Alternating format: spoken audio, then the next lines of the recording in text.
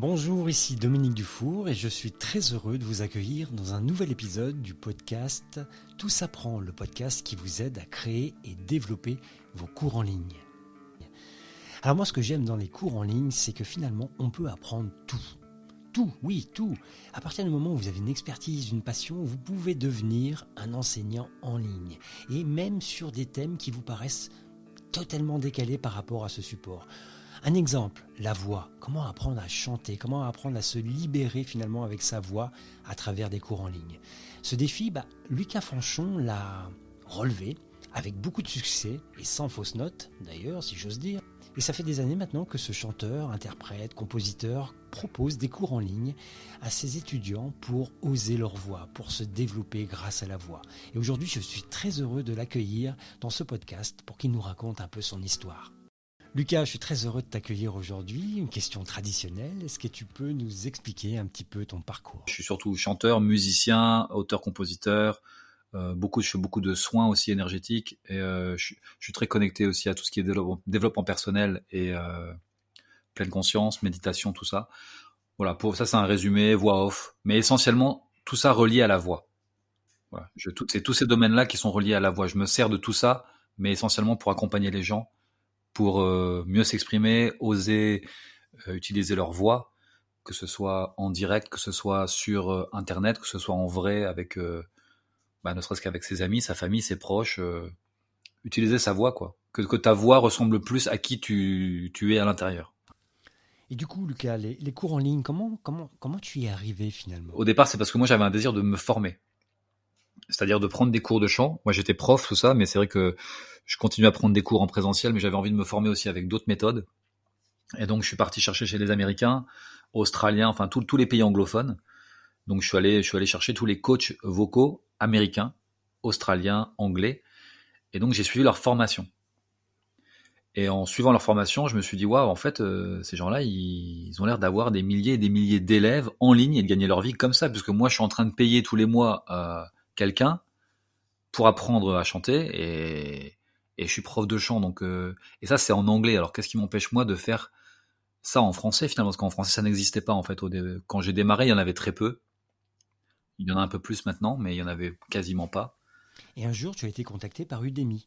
J'avais un ami qui connaissait le responsable qui a monté Udemy France, c'est-à-dire qui était basé à San Francisco, mais il lançait, je sais plus quand c'était, 2016 ou 2017, ils ont ouvert sur la France. Au départ, Udemy, c'est américain. Il m'a dit, écoute, on aimerait bien t'avoir, on n'a pas de cours de chant, on essaie de développer autre chose que juste l'informatique. Il y avait encore très peu d'artistique. Et il savait pas si c'était possible. Donc il m'a dit, est-ce que tu peux faire une formation de chant? Et nous, on la met sur Udemy et tu seras notre premier prof de chant. J'ai dit, ok, allons-y. Donc j'ai démarré comme ça. C'est difficile de gagner sa vie parce qu'un cours de chant, une fois qu'on a fait 1, 2, 3, 4 cours de chant, c'est difficile d'en faire 50. On peut choisir des nouveaux angles, on peut trouver des nouvelles approches, mais c'est pas évident donc on se retrouve avec 1 ou 2 ou 3 cours. Moi j'ai 3 cours. Et là, je me suis dit, ok, il faut que je fasse ma propre plateforme, quoi. Il faut que je passe à un système où, si je veux que ça devienne on va dire, ce qui me permet de vivre, ou en tout cas ma ressource financière principale, il faut que je change de système, quoi. Et ce changement, justement, comment s'est-il opéré ? Le changement, c'était la rencontre avec Olivier Besseigné, qui est formateur en ligne, qui est basé aux États-Unis depuis assez longtemps. C'était un ingé son. Donc déjà, il était dans mon domaine. C'est le premier chez qui j'ai acheté une formation de marketing. Donc c'est un des seuls marketeurs sur le net qui m'a permis de gagner de l'argent et de construire mon système autonome. Alors que j'y connaissais rien en informatique, WordPress, je connaissais rien du tout en rien. Donc c'était vraiment bien pour moi d'avoir ça. Mais c'est vrai que ça m'a assez passionné, ce côté... je rentrais dans une nouvelle économie, en fait. Je me suis dit, waouh, quand j'ai découvert ça, je me suis dit, mais en fait, c'est l'économie de l'avenir, en fait. En clair, donc tu as passé beaucoup de temps à te former, puis un jour, tu t'es lancé. J'ai fait plusieurs formations, j'ai appris comme ça, et après, je me suis lancé avec ma propre plateforme, tout en conservant Udemy. Parce que ce que j'ai trouvé de bien sur Udemy, c'est qu'on avait forcément beaucoup de monde. C'est le volume qui est important. Donc, j'ai eu beaucoup de commentaires, beaucoup de retours, beaucoup de feedback. Là, je vais arriver à 9000 élèves, je crois, dans pas très longtemps. Là, il y a eu une sorte de... Là, ça a boosté. Là, j'ai eu, je crois, 1500 élèves en un mois, je crois. Ça a fait genre... Mais ouais, dans l'ensemble, franchement, j'ai trouvé que c'était cool parce qu'en fait, ça te donne confiance. Moi, ça m'a donné confiance parce que je me suis dit, est-ce que c'est possible de le faire? Comment est-ce que les gens vont le prendre? Donc, quelque part, ça t'apporte de de la valeur sur ce que tu fais en termes de tes idées, de ton contenu. Du coup, ça te permet d'augmenter ta valeur. Et finalement, on se rend compte que sur Internet, les gens, des fois, ils vendent un produit à 200 et le même produit à 900. Et c'est pas une histoire de produit, en fait. C'est juste une histoire de valeur perçue. Et que du coup, c'est ça, c'est un gros travail. C'est le travail sur la valeur perçue, c'est-à-dire sur comment tu te perçois toi déjà, qui est presque le plus important. Et comment tu es aligné avec ce que tu proposes comme produit, service, coaching. C'est ça qui va faire. Enfin, pour moi, c'est ça la transformation, elle est là, quoi. Et pourtant, j'imagine qu'au départ, tes amis, ton entourage, pas grand monde devait y croire, parce que apprendre aux gens à chanter en ligne, dit comme ça, on se dit qu'il y a un problème. Ouais, c'est vrai, mais les gens me disent non, mais c'est impossible de faire ça en ligne. La personne, tu la vois pas, et c'est vrai. Mais du coup, l'idée c'était de. Alors moi, j'ai eu la chance, c'est que je me suis beaucoup inspiré de ce qui se faisait déjà, parce qu'en fait, les Américains sont toujours en avance. Donc du coup, j'ai eu plein de coachs moi américains que j'ai vus en vrai, que j'ai été voir en masterclass, que j'ai été voir à Londres, à Amsterdam, à Berlin. Enfin, tu vois, j'ai vraiment été voir comment ils faisaient. C'était quoi leur énergie, comment ça se passait, vraiment comme des mentors, tu vois, vraiment pour quelque part modéliser.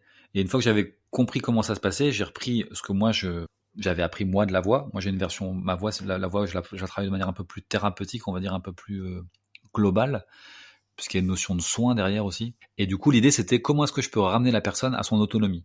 Donc ça veut dire qu'il faut qu'à chaque fois que je parle à la personne, je la ramène à elle. Donc il faut qu'elle puisse auto-vérifier en permanence ce qu'elle fait. Et que du coup, le seul moyen qu'elle puisse aussi continuer, c'est qu'il n'y a pas de bonne ou de mauvaise réponse. Parce que moi, l'idée, c'est d'enlever la notion de jugement. Les gens qui chantent pas, qui n'utilisent pas leur voix, c'est parce qu'ils ont tendance à se juger, ou à se rabaisser, ou à avoir un manque de confiance.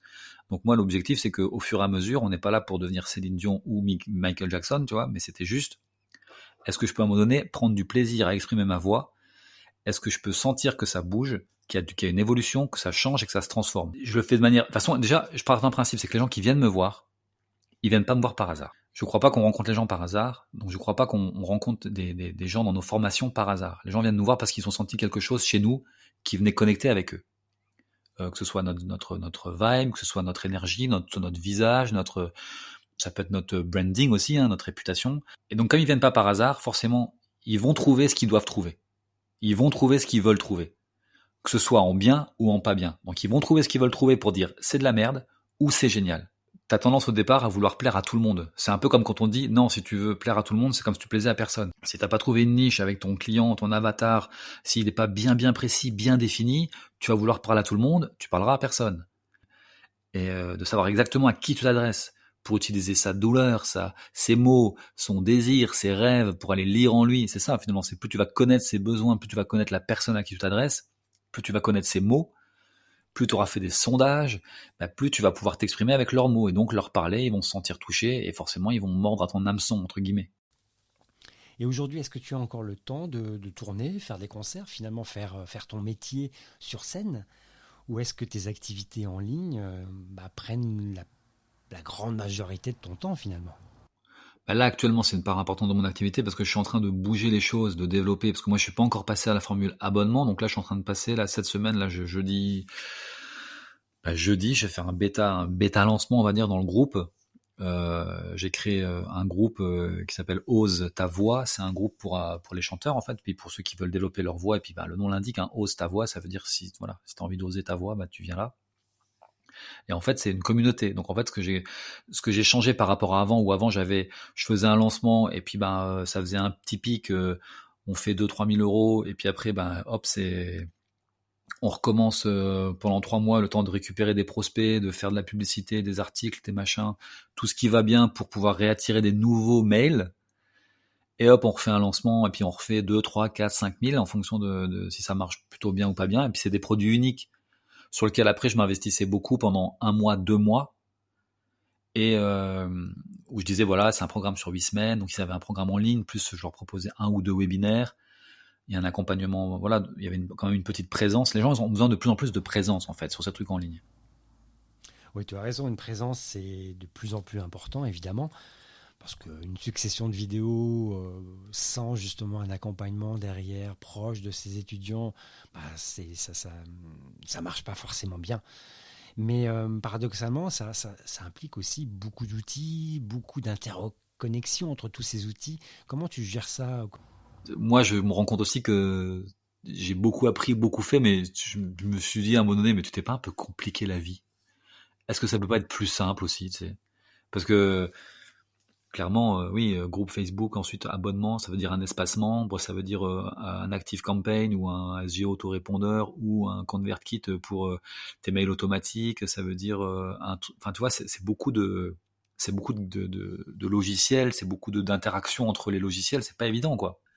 Alors que tu peux, moi je vois ma chérie qui va lancer aussi elle est aussi, elle est coach, elle va lancer un abonnement jeudi aussi pour sa communauté. Alors elle a une communauté qui est beaucoup plus grande parce qu'elle a une communauté de 80 000 personnes sur sa page, donc c'est déjà beaucoup plus. Mais quelque part, un truc tout simple, c'est-à-dire tu crées un groupe privé sur Facebook et les gens ils te filent 29 ou 39 euros par mois et ils ont de la valeur et du contenu et ta présence dans ce groupe Facebook et puis voilà. Aujourd'hui, je me rends compte que je me suis compliqué beaucoup la vie sur un truc qui aurait pu être plus simple. Mais il se trouve que maintenant, bah, la plateforme elle est là, que je suis parti là-dedans, que je sais pas, peut-être qu'un jour je vais faire table rase, je vais faire ok, ras-le-bol de tout ça, je fais juste un groupe, les gens ils me payent 30 balles dans le groupe. Ok, j'ai combien? J'ai 300 personnes dans le groupe, ça fait 9 000 euros par mois. Et bah, c'est bien assez pour vivre, je suis bien content. Tu vois, en fait, bon, ça a l'air facile quand je dis ça comme ça, hein, mais ça se fait pas comme ça. Mais je veux dire, mais pourquoi pas en fait? C'est de croire que ça se fait pas comme ça qui fait que ça se fait pas comme ça. Parce qu'en fait, si tu te dis, ah bah non, et c'était marrant parce qu'Olivier, donc Bessigné, qui nous forme, il nous montre des exemples comme ça. Il nous montre l'exemple d'une américaine qui fait un coup de fil par semaine. Elle est branchée spiritualité, elle canalise. Donc en fait, après, tu es dedans ou t'es pas dedans, mais elle a une communauté de 700 personnes elle avait écrit un livre qui a bien fonctionné, enfin, qui a été acheté par, je sais pas, 5, 6, 7 000 personnes. Derrière, eh ben, elle a décidé de faire, par rapport à ce bouquin-là, elle s'est dit, tiens, mais si vous en voulez un peu plus que le bouquin, je fais une petite communauté, je vous fais un coup de fil, toi, un peu comme tu fais là, elle fait un coup de fil le mardi d'1 heure et demie, elle a un abonnement à 39 dollars par mois, elle a 1000 personnes dedans. Elle fait un coup de fil d'1 heure et demie par semaine, le mardi. Et le coup de fil, au bout de la semaine, disparaît, parce qu'après, la page change, et la page là disparaît, donc c'est même pas sur un site qui est stocké, tu peux pas réécouter son coup de fil. C'est le coup de fil de l'instant. Et elle rentre 39 000 dollars par mois. Donc en fait, il y a plein de modèles différents et des fois c'est peut-être pas la peine de se casser trop la tête. Il y a vraiment des modèles qui à mon avis peuvent fonctionner simplement sans faire des usines à gaz. Aujourd'hui, bah, finalement, j'ai l'impression que tu es content de ton système, de ta progression et de son évolution. Et comment tu analyses ça? Je suis content de la tournure que ça prend. Après, ben, on va voir comment ça. Je te dis, moi je lance là jeudi, donc on va voir comment ça prend là. Et puis après c'est juste de faire grossir le bébé, quoi, on va dire. Tu vois, c'est vraiment d'alimenter. Mais une fois que tu as au moins un modèle dans lequel tu te sens bien, qui fonctionne et qui est pérenne, c'était déjà un peu l'objectif, quoi. C'est de te dire, ok, tu sais que tu as une base, et puis là, tu sais que tu as un revenu quand même récurrent. Si tu sais que tu as des gens qui rentrent régulièrement dans ton abonnement, ben, tu sais qu'aussi là, tu rentres vraiment dans le système où, ok, enfin, il y a de l'argent qui rentre avec un truc qui est pas automatique complètement, mais qui te permet quand même d'intervenir, allez, 4 fois par mois. Donc, 4 fois 2 heures par mois pour gagner toujours plus finalement. Enfin, plus t'as de gens, plus tu gagnes, et puis c'est pas pour ça que tu vas rajouter plus de temps. Voilà, ça l'idée. Je suis pas encore là, hein. Je suis pas encore à cet endroit-là, mais en tout cas, c'est en cours, voilà, c'est en développement, ça se fait petit à petit. En Lucas, tu as une belle communauté. J'imagine que tu as aussi de belles histoires communautaires. C'est-à-dire des personnes qui ont osé leur voix et puis peut-être qui ont transformé leur vie grâce à ça. Bah, j'ai beaucoup de gens, j'ai des gens qui sont venus. Bah, après, j'ai des gens qui sont venus me voir en passant, en me disant, je sais que vous pourrez rien faire pour moi. Vraiment, je suis un cas désespéré depuis toute petite. Voilà, qui au bout de 3 mois chantait sur scène devant 300, 400 personnes et qui étaient en larmes. J'ai des élèves qui sont, parce qu'après des fois je les emmène sur scène aussi, hein. Le but c'est après, moi j'ai envie de les voir en vrai aussi, donc c'est peut-être de faire des rencontres pour les emmener en vrai, qui se rencontrent en vrai, tous ces gens-là qui sont peut-être éloignés de 1000 km, 2000 km, d'avoir un endroit où peut-être on peut se retrouver et puis chanter, et se connaître et se prendre dans les bras, enfin voilà, un truc un peu plus humain. Et oui, moi j'ai déjà des gens qui sont J'avais un élève qui ne chantait pas du tout, qui parlait pas, qui était anorexique. Il y a des gens même qui arrivent avec presque même des pathologies, on pourrait croire des pathologies psychologiques, on va dire, et qui, un an après, chantent sur scène avec leurs parents en pleurs, en train de se demander mais qu'est-ce qui s'est passé avec mon fils, je le reconnais pas. Et puis le gamin, des gamins de 18 ans qui viennent se mettre à genoux devant moi, me prendre dans les bras en me disant mais tu m'as sauvé la vie, genre je fais bah non, c'est toi qui t'es sauvé la vie grand, maintenant tu chantes juste, tu sais. Mais voilà, des anecdotes comme ça très émouvantes, j'en ai beaucoup. Le fait de faire ça, je me suis beaucoup connecté aussi avec des communautés au Canada, donc ça m'a permis de voyager. Et Lucas a voyagé jusqu'au Canada où il s'est lié d'amitié avec un marketeur en ligne qui lui a fait une demande un peu particulière. On va dire une commande, c'est plus qu'une commande, mais c'est justement un marketeur en ligne qui a lancé une communauté sur la pleine conscience. Il m'a demandé d'écrire une chanson pour sa communauté qui s'appelle Ubuntu. Ubuntu, ça veut dire je suis grâce à ce que nous sommes, ça veut dire. Donc là, Lucas est parti chercher sa guitare et il va nous chanter cette chanson communautaire qui s'appelle Ubuntu dans ce podcast. Je trouve ça génial.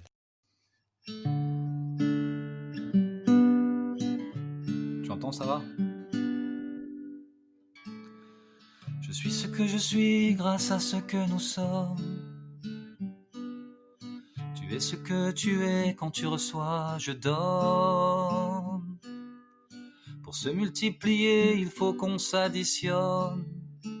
Dans le calme et la paix que nos âmes frissonnent. Tourbillonne et remonte le cours de tes pensées. Au rythme de ton cœur, tu n'es jamais brisé. Tes cellules se bousculent et se mettent à vibrer. En aimant, on attire ce qu'on a aimanté. Ubuntu, c'est la sève qui coule dans les os. Ubuntu, si tu suis, tu sais que je suis ce que je suis grâce à ce que nous sommes. À nos cœurs accrochés, nos étoiles dans les yeux. Juste se rappeler qu'à plusieurs on est mieux. Guerrier de la lumière, allume ton étincelle. Tout, c'est la sève qui coule dans les os. Pour la terre, une seconde, c'est pour l'homme une vie. Mais à chaque seconde, notre monde se construit. Si tu passes à l'action, ta fréquence s'envole. C'est Dieu qui monte le son ou c'est Dieu qui rigole.